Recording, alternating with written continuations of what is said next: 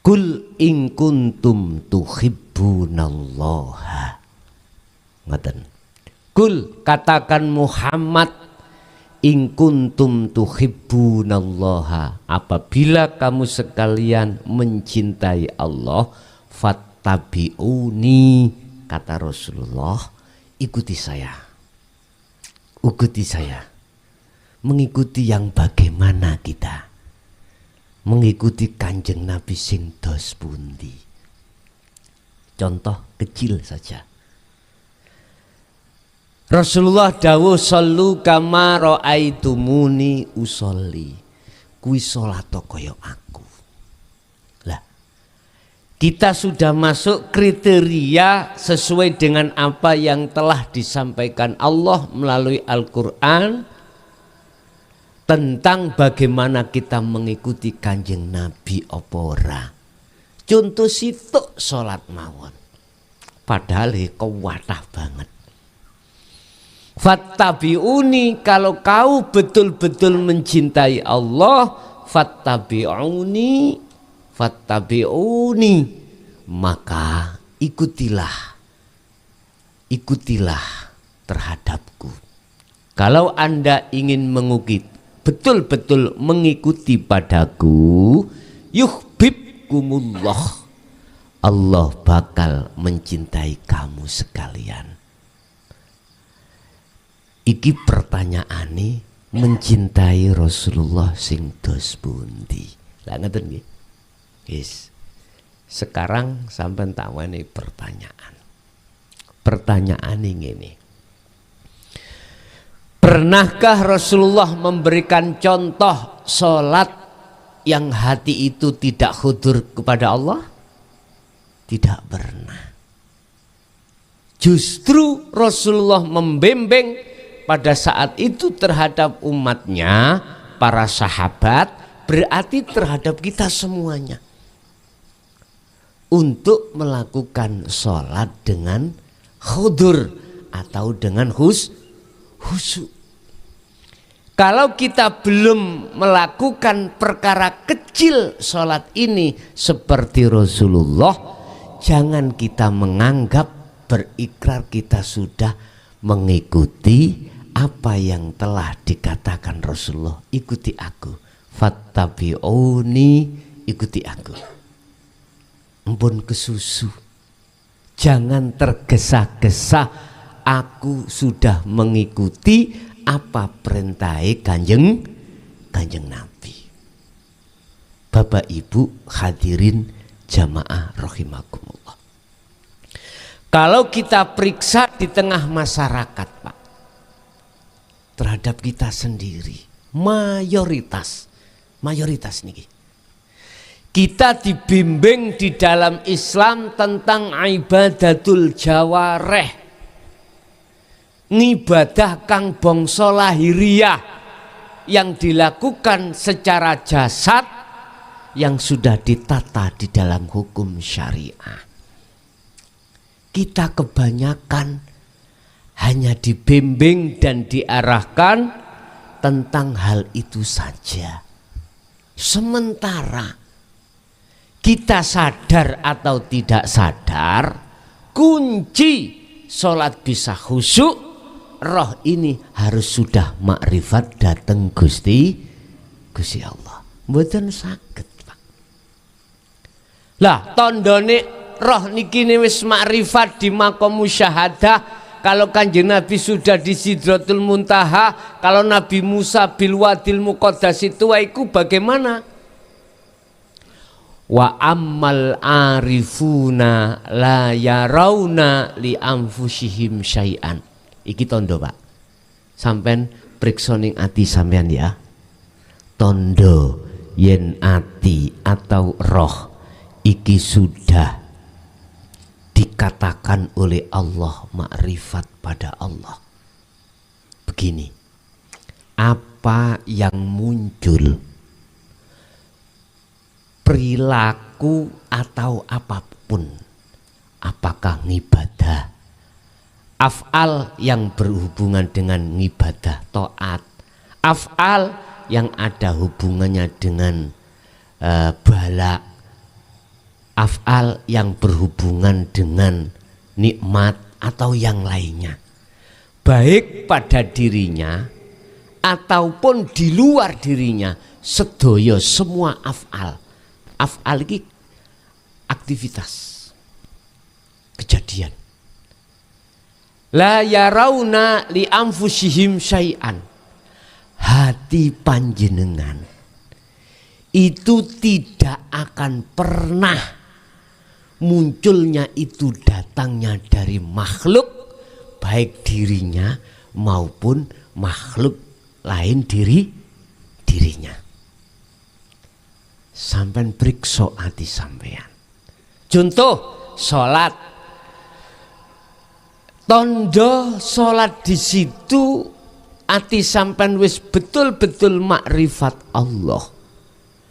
Hati panjenengan tidak mengakui munculnya satu kelakuan sholat, perilaku sholat dari dirinya. Ndak. Bal yusyahiduna annal fa'ila huwallahu ta'ala. Balik di dalam hati panjenengan, nyekseni, melihat, nyawang, mengimani, meyakini bahwasanya semua kejadian itu sumbernya dari Allah Subhanahu wa ta'ala. Annal fa'il, yang menjadi peran, yang menjadi isim fa'il, yang menjadi pelaku itu Allah. Wis, ati sampai nek dereng wonten mriki berarti ati iku dereng makrifat. Dereng makrifat. Lah, untuk jalan ke makrifat itu bagaimana hati supaya bisa duduk di dalam dua kriteria tadi? Satu, kriteria sing kula maksud wis rangakoni iki suarane desel. Abane lho Pak ya. Hati tidak ada yakin kalau itu suaranya diesel. Diesel kan makhluk Pak ya. Hati sampean wis gak ngakoni munculnya tausiah iki dari seongkok mukhlason. Tidak. Karena seongkok mukhlason ini adalah makhluk. Kuwata obah godhong. Obah iku ning ati sampean gak yakin obah godhong. Tapi hati panjenengan justru didudukkan oleh Allah dalam keyakinan yang amat tinggi. Apa keyakinan amat tinggi itu? Keyakinan di mana hati panjenengan hanya melihat Allahnya yang berperan. Pundi Allah, ya hidup itu. Yang Allah itu min hablil warid, lebih dekat daripada urat nadi atau urat leher. Yang hidup itu bukan sifat, yang hidup wujudnya itu adalah laisalahu kamislihi sayun. Anda tidak bisa menyerupakan dengan apapun. Lah, sapa wonge sing atine sampun mlebu kriteria tadi, maka orang ini sudah dikatakan makrifat datang Allah, makrifat endek-endekan. Tahu endek-endekan nggih? Cara sekolah makrifat TK. Ati duweni rasa yakin yen itu Allah yang berperan. Untuk masuk di dalam makom musyahadah, makom makrifat Allah, kuncinya itu hanya lewat sirul asror. Apapun kendaraan panjenengan dari thariqah mana, silakan. Gak ada yang salah. Apapun aurat wirid sing panjenengan lampahi, panjenengan jalankan semuanya benar. Tapi manakala berbagai banyaknya thariqah atau wirid zikir tanpa panjenengan barengi sertai dengan sirul asror, tidak akan pernah bisa masuk di dalam maqam musyahadah. Karena itu kunci. Maqam sirul asror itu adalah wujud daripada la ilaha illallah. Nafi isbat. Saya ulangi, sirul asror adalah wujud daripada pengaplikasian amalia la ilaha illallah. Itulah kalimat tauhid, Pak. Lah, oleh sebab itu di dalam sasi Rajab ini, tolong fattabi'uni, ikuti. Kalau nggak bisa 27 hari 27 malam, 17 hari 17 malam. Kalau nggak bisa 17 hari 17 malam, cukup 7 hari 7 malam. Yi, kula mboten saged rewepot kae kula. Mboten saged. Ya wis, kalau nggak bisa 7 hari 7 malam, 3 hari 3 malam. Untuk apa? Sibukkan terus hati panjenengan untuk bicara hanya dengan Allah. Lewat apa? Saya bicara dengan Allah lewat zikir sir dan sirul asr. Tiap napas keluar masuk, jangan kau gunakan hatimu bicara dengan makhluk. Walaupun itu orang dekat jenengan. Hati lu Pak ya. Istri, anak, saudara kandung, jangan. Gunakan hanya berbicara dengan Allah. Kata Rasulullah lewat surat yang telah diajarkan Allah, wadhkur Muhammad isma rabbika bukrata wa asila wa minal laili Muhammad fasjud lahu fasabbihu lailan tawilan. Nak simpulno 24 jam niku gunakno zikir. Kula mboten saged Gus, 3 dina 3 bengi. Ra wepot teh. Ya wis, nek pancen mboten saged fattabi'uni. Sedina suwengi. Hanya 1 hari 1 malam Pak, tolong. Estu tolong. Mosok ra kuat, masa tidak kuat hati ini untuk mencegah tidak berhubungan dengan selain Allah. Padahal jenengan kali kula niki dikasih Allah berbulan-bulan, bertahun-tahun. 1 hari aja, 1 malam. Gunakanlah hatimu di dalam sasi Rajab ini hanya berbicara dengan Allah. Mboten saged Gus kula bongko wis nek iso. Ya Allah. Glani kok dibongkak-bongkokno. Mboten ngeten Pak. Tolong niki kesempatan karena di dalam sasi Rajab ini ada satu sejarah yang tidak bisa kita lupakan. Yaitu proses perjalanan Rasulullah untuk sowan bertemu Allah. Jenengan mau nggih ngoten, proses perjalanan Solo nuju wusul Allah. Proses perjalanan uzlah zuhud sampai kholwat jenengan untuk bertemu Allah. Wis tah, walaupun tidak makrifat secara kafah sempurna di dalam apa makom maksum, cukup makrifat ndekan. Aku yakin Pak, aku yakin Jenengan nek purun nglampahi niki wau, kata Rasulullah fattabi'uni. Aku yakin nanti setelahnya ketika panjenengan iki menghadapi kondisi apapun, af'al apapun, hati langsung ditarik Allah, mudah untuk ingat dan makrifat pada Allah. Syukur-syukur 27 hari 27 malam. Satu hari ya lho Pak.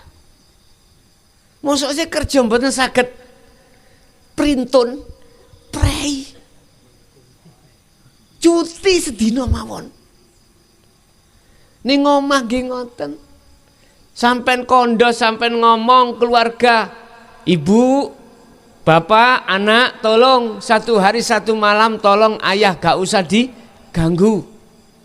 Masalah makan wis siapkan di meja aja, nanti aku makan sendiri. Pokoknya ketemu aku jangan ngajak bicara. Ndelalah Pak ono tamu penting. Wis biasane ngoten. Tamu iki arepe nyaur utang pirang-pirang tahun durung disaur, jenengan iki yo ditanggungan wong liya. Kira-kira sampean batalno napa piye?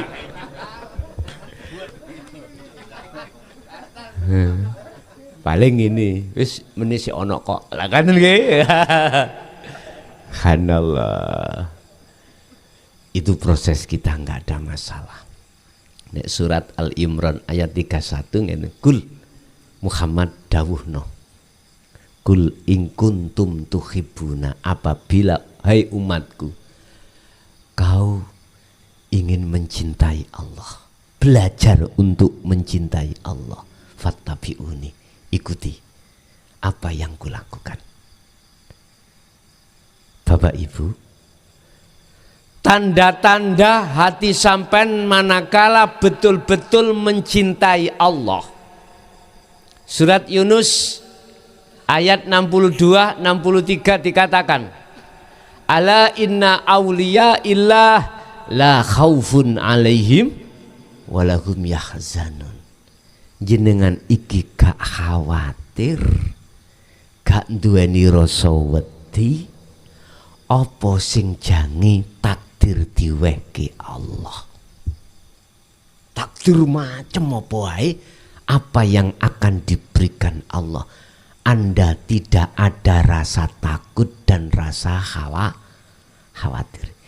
Ini tanda manakala estu hati ini telah mencintai Allah. Satu, Anda tidak punya rasa khawatir.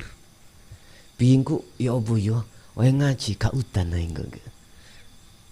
Gak udan. Ati khawatir ya. Engko sing teko wong pira? Khawatir. Engko terus piye dikeki apa? Bingung. Ngaten nggih? Padahal kita sudah dibekali surat Al-Baqarah ayat 115. Yang Allah mengatakan semua apa gerak ning dunya sekecil apapun, contoh bledug, tahu bledug nggih?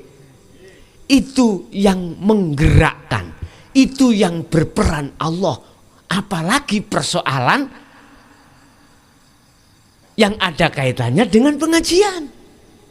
Kita kan sudah yakin, Pak. Loh, hati sudah duduk di situ. Itulah nafsu Pak nyun sewu.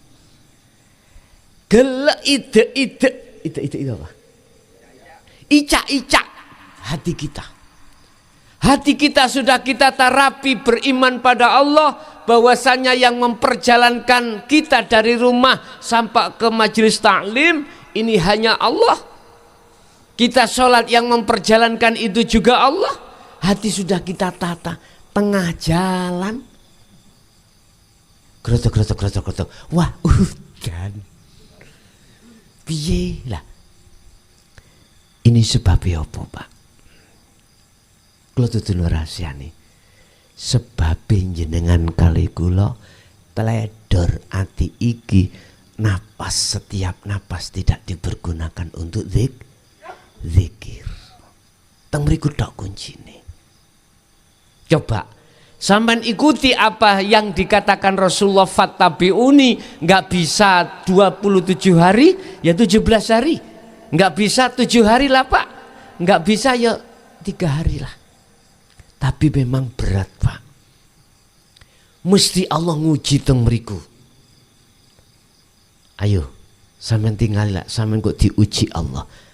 Yang maksud ujiannya Allah, liyabluwakum ayyukum ahsanu amalan. Asline wonten mriku nek sadar.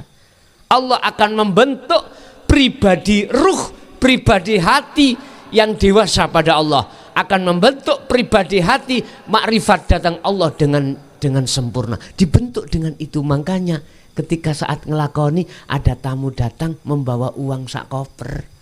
Udah puluhan tahun tidak nyaur-nyaur, sampai niki ya diuber-uber yang punya uang. Kira-kira dibatal nonda. Nah di situ Allah tidak menguji hanya lewat itu tok Pak. Iku perkara basti. Allah akan menguji perkara kopdi gak enak. Wayah jenengan iku zikir nang Allah, nyun sewu anak Pak. Entah gak koro-koro kok yo nggawe perkara ae. Ambek urusan tonggo, urusan macem-macem. Loh, ada saja. Makanya dulu itu sebelum kita lanjut ngaji, setiap sasi Ramadan, setiap jamaah akan keleweling. Jenengan nek wis ngaji babakan tatanan ilmu tauhid untuk pendidikan roh, kudu siap melarat. Loro siap mati.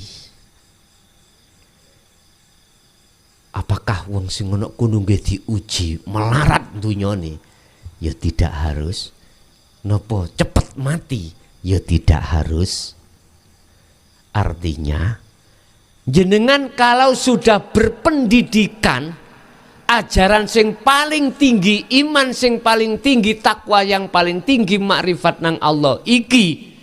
Kalau kita sekolah S3 lah Pak. Mentok niku napa? S pinten? S Taylor kan ono S1, S2, S3. S3 no. Dukur S3 wonten mboten? S3 mentok nggih. Paling dukur. Yuk ini pengajaran sampean ikin didik ning ati. Kalau sudah duduk di situ Pak, sampean mangke dibentuk Allah sebagai kekasihnya.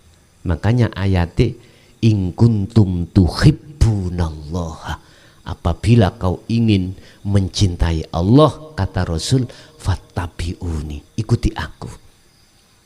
Mengikuti Rasulullah yang bagaimana?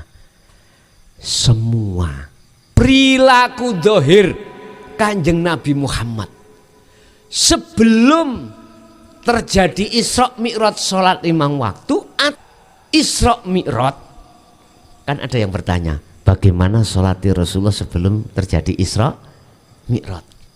Syariatnya bagaimana? Kalau sesudah Isra Mi'raj bagaimana salatnya? Wis, ngeten Pak. Sedaya aktivitas beliau secara dohir fisik, baik di dalam sholat 5 waktu setelah beliau itu mendapatkan perintah sholat, atau sebelum, itu berarti aktivitas di luar aktivitas sholat 5 waktu, beliau hatinya itu selalu hudur menyang Allah. Wa ammal arifun la yarawna li anfusihim syai'an. Ketika Rasulullah niku membawa ajaran Allah yang diberikan terhadap kaum pada saat itu, lebih-lebih kaum Taif ya. Lebih-lebih kaum Taif. Rasulullah itu la yarawna li anfusihi syai'an. Beliau tidak pernah dalam hati beliau itu mengakui, meyakini bahwasanya munculnya ajaran ini datangnya dari beliau. Balik beliau itu yusyahidu, beliau meyakini semua itu datangnya dari Allah. Cuman prosesnya ada 2. Pertama, beliau dengan sembunyi-sembunyi sembunyi. Kedua, beliau dengan terang-terangan. Intine sedaya aktivitas dohir sampean tanpa terkecuali,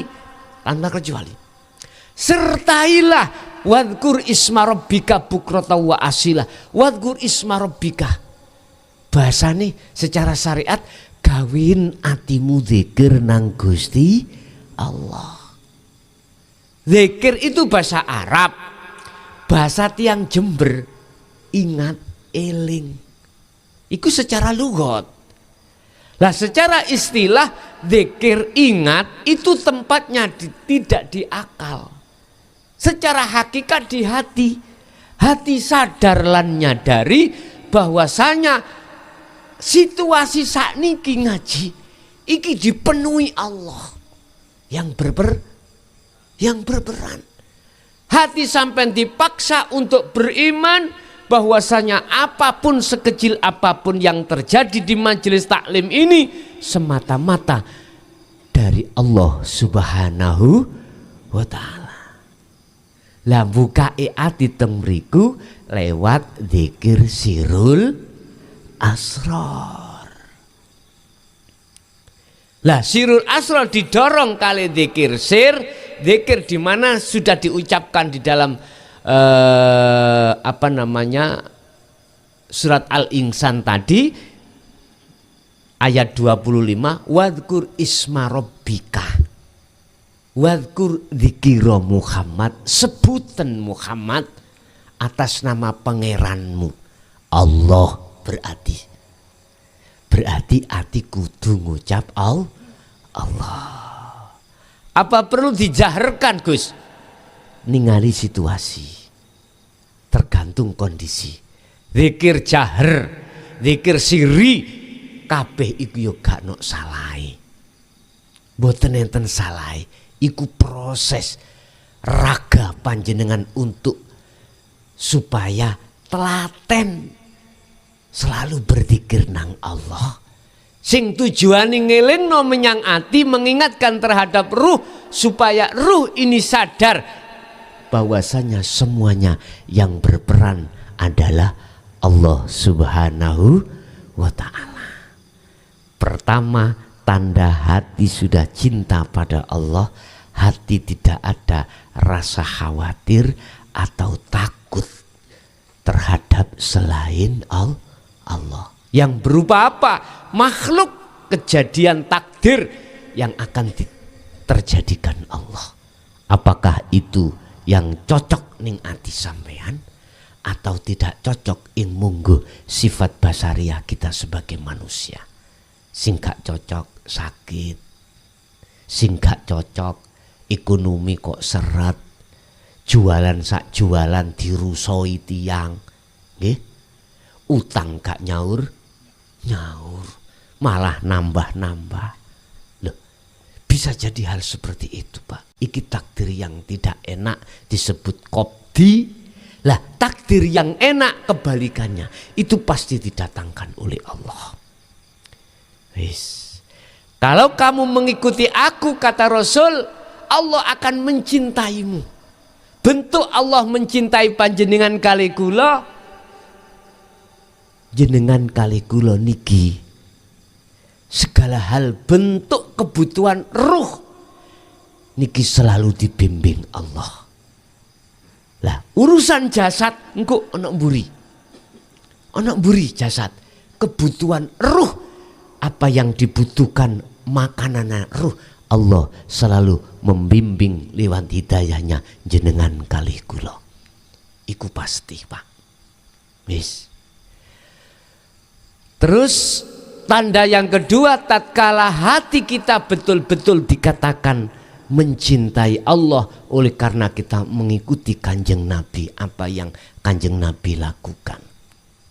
Mohon maaf, ati sampean, ati lu ya, semakin jauh dari perkara cintanya ati terhadap selain Allah.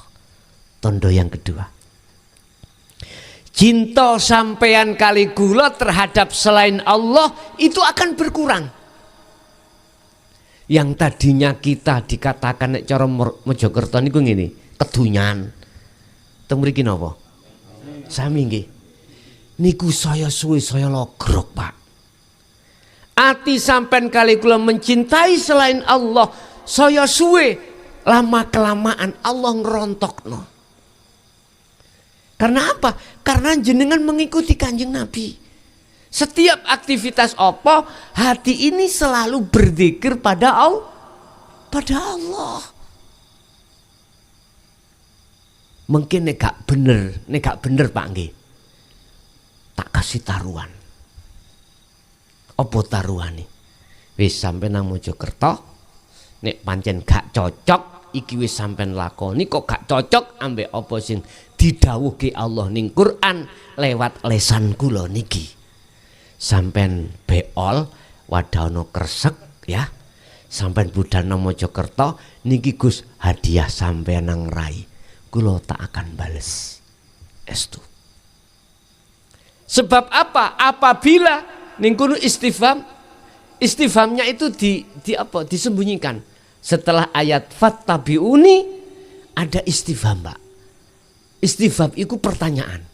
Pertanyaannya, apabila kau betul-betul mengikuti aku, yuhibbukumullah wa yaghfir lakum dzunubakum. Ayatnya di situ. Yuhibbukumullah. Itu memakai fi'il mudhari', Pak. Yang mengandung pengertian gak insya Allah. Jadi saya katakan boleh, pasti kau akan dicintai Allah. Wa yaghfir lakum, Allah bakal, Allah bakal mengampuni dzunubakum. Dzunubah niki bisa dikatakan kesalahan jasad dari maksiat atau kesalahan roh dari maksiat. Jadi maksiat itu ana loro, Pak. Maksiat yang dilakukan jasad yang ditoton ning hukum syariat. Apa? Perkara sing haram, awak dhewe ngombe, haram nggih? Termasuk awak dhewe nyolong, bukan haknya, haram toh? Dan lain sebagainya. Wa yaghfir lakum. Iku semua akan diampuni Allah. Lah, maksiate ati mek sitok tok. Ya bunayya la tusyrik billahi syai' inna syirka la dzulmun azim. Syirik, Pak. Syirik iku apa sih? Ati duwe keyakinan iki suarane desel. Iku syirik. Berarti ati nyawang desel iku iso ngunculno swara. Iki syirik khafi. Lembut nih, Pak nggih? Lembut. Ati nggak boleh mempunyai satu keyakinan ini suaranya desel. Tapi ati harus yakin ini kalamullah. Wis nek ngeten niki didukno nang golongan kita sing masih syariat biyen ngamuk ngoten. Ya jelas sampean di kafir-kafirno sindik. Lah ngoten nggih, disindik-sindikno. Yes maklum, Pak, karena belum mengerti. Kita nggak usah bicara terhadap hati orang lain. Kita sendiri dulu pelaku seperti ini. Dulu memang pelaku kita seperti ini sebelum kita mendapatkan hidayah dari Allah. Memang seperti itu. Itu maksiat. Maksiatnya hati. Lah, manakala hati ini masih ada sebiji sawi tingkatan syirik pada Allah, Allah tidak akan pernah menerima hamba yang seperti ini untuk bertemu. Bahasa Qur'ani, surga iku gak iso dileboni wong manakala hatinya masih ada syirik pada Allah walaupun sebiji sawi. Ngerti sawi nggih? Cowili. Harus bebas. Istilah bahasa kinayah Mbah Buyut kula biyen dawuh, "Nger, kuwi ora bakal diizini takmir masjid, mlebu masjid nek sandal musik kok gawe." Lah terus piye? Ya sandalmu coploken. Nek telapakmu sik ana teleke najisi ya wajib mlebu jeding, wajib disuceni. baju-baju yang ngono. Harus suci sebelum masuk di dalam masjid, karena masjid adalah Baitullah.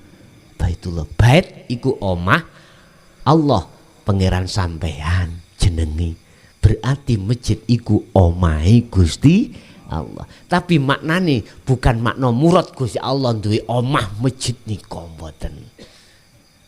Masjid sak temen iku ning ati sampean dhewe. Sak temene masjid iku ning ati sampean dhewe. Berhubung di dalam masjid hakikate ati kita umat manusia isih akeh teleke nafsu yang berupa syahwatud dunya, maka Allah hubitat a'maluhum wa malahum min nasirin. Allah akan menolak segala hal ngibadah kita yang ibadah itu katanya untuk sangu akhirat.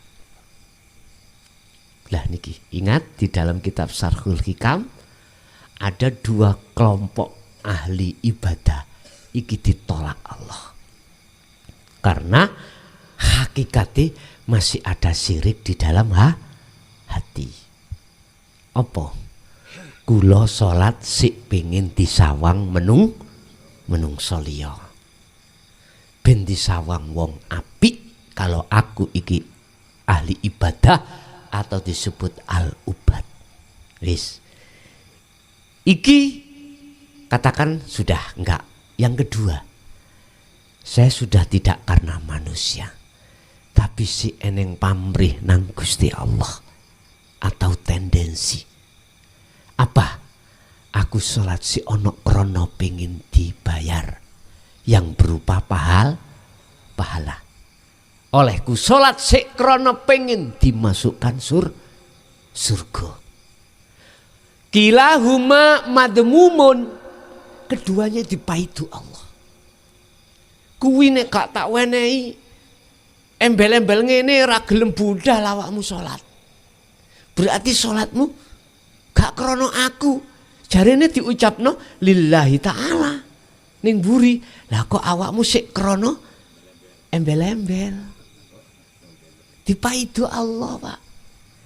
Lah pundi? Ya Allah, salat sing boten sampean paidu. Al-a'malu suwarun qaimatun wa arwahuha wujudu siril ikhlas fiha. Nyun sewu. Amaliyah apapun, baik sholat ataupun zakat, poso, haji dan lain sebagainya, iku laksana patung. Patung suwarun qaimatun, patung yang tidak bisa ada manfaatnya. Patung yang berdiri tegak gak iso tolah-toleh. Koyok patungi Raja Namrud sing dipuduli Nabi Ibrahim dipecok ini loh Pak. Kan gak ada manfaatnya. Isane manfaat amal ini tadi wa arwahuha dikasih roh. Apa roh amal itu? Wujudu siril ikhlas fiha, harus disertai sire ikhlas. Mboten ikhlas, sire ikhlas, rahasiane ikhlas. Apa rahasiane ikhlas? Ati jenengan nek wis gak ngakoni laku salat kita, balik netepno kabeh perane Allah, itulah ikhlas. Rahasiane ikhlas. Sampai diisarana Kanjeng Rasul lewat hadisnya, wong ikhlas iku seperti orang yang pengen beol, ya, perutnya sakit senep, mari makan banyak sekali Pak ya, senep, mencari tempat beol enggak nemu-nemu Pak. Bingung no mboten sampean? Bingung. Ketika sudah menemukan langsung duduk brus. Lega napa mboten? Masya Allah, alhamdulillah, subhanallah. Itu bahasa konteksnya isyarah di dalam syariat. Jenengan iki nek selama kali kula ati sik ngakoni afale awak dewi, akmale awak dewi, tidak akan pernah bisa ikhlas. Nggak bisa, Pak. Lah, sedangkan Anda bisanya menyertai sire ikhlas harus makrifat dulu. Lah, panjenengan bisanya makrifat ya kudu duwe guru akhirat dulu. Untuk membimbing ilmu tentang al-qalbu, hati untuk menghadap Allah. Nek kula niku mek simpel mawon, mboten aran-aran kakek-kakek. Akeh ana roh idhofi, ana roh jasmani. Bingungi sampean kok. Aman bingung kok, sumpah bingung. Wis ngene tak simpulno. Menungso itu ana rong unsur, ana badan, ana nyawa. Ana jasmani, ana rohani. Gusti Allah nyiptakno badan jasad iki sangka lemah bentuke innalillahi, engko balike wa inna ilaihi rajiun, sing jenenge jasad balik nang tanah. Roh Allah ndadekno sampean kali kula dugi Allah piyambak hidup, akhire dadi Nur Muhammad dadi aran roh dadi aran Insanul Kamil. Ya niku sing dimaksud Allah, wa nafahtu, tak tiupno rohku nanggone jasad kuwi. Lah iki kok ya balik wa inna ilaihi rajiun, balik nang urip. Lah saiki ayo dipikir ya apa carane roh iku iso balik nang urip. Iku sing sampai sekarang jarang dibahas no. Masalahnya ini duduknya di toto ilmu hakikat. Ingat Allah sampun dawuh, huwaladzi arsala rasulahu bil huda wa dinil haq. Dialah hidup Allah yang mengutus utusannya untuk menyampaikan petunjuknya. Maksudnya Rasulullah Muhammad nek cara Quran, beliau datang di tengah umat dengan membawa petunjuk dan ajaran dinul haq, ai dinut tauhid. Jelas? Petunjuk untuk membimbing bagaimana jasad iki bisa berlaku syariat dengan benar. Kemudian wadinil haq, aidinu tauhid, bagaimana roh ini akmaliyah iku bisa kembali kepada Allah.